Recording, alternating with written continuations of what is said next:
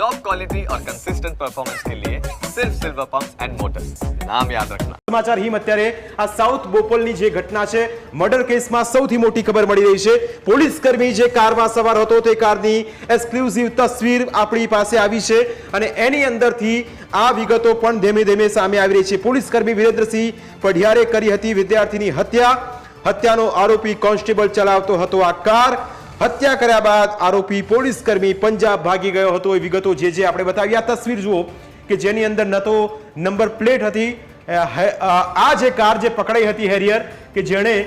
જેમાંથી તે જવાનો હતો એ કારની તસવીર છે અને આ કારમાં જ જે આરોપી છે જેના પર આરોપ છે હત્યાનો એ વિરેન્દ્રસિંહ આ કારમાં સવાર થતો હતો અને સાઉથ બોપલ જે મર્ડર કેસ છે તેમાં આ સૌથી મોટું અપડેટ અત્યારે આપણને મળી રહ્યું છે। બિલકુલ આ એક્સક્લુઝિવ તસવીરો છે જે એ કાર છે ટાટા હેરિયર, આ કારની અંદર જ ઘટના સમયે એ વિરેન્દ્રસિંહ પઢિયાર જે છે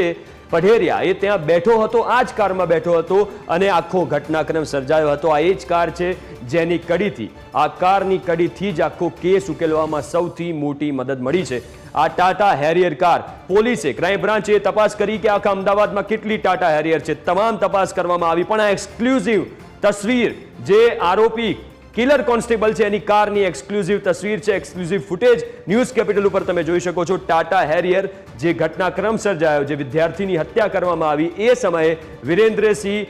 જે છે જે પઢેરિયા જે કિલર કોન્સ્ટેબલ છે આ કારમાં બેઠો હતો, આ કારમાંથી બહાર આવીને એને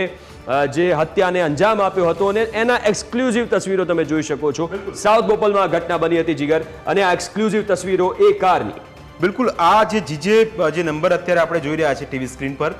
એમાં પઢેરિયા હતા અને અડ્રોડા કરીને ગામ છે ત્યાંથી આ કાર જે હેરિયર છે એ પકડાઈ હતી કારણ કે 266 જેટલી અમદાવાદ પોલીસે 266 જેટલી જે હેરિયર છે શહેરની અંદર એ તમામની ડિટેલ મેળવી હતી, તપાસ કરી હતી અને ત્યારબાદ જઈને આખી આ ડિટેલ મળી છે અને એની અંદર આ એક બાદ એક ચોંકાવનારા ખુલાસા થઈ રહ્યા છે।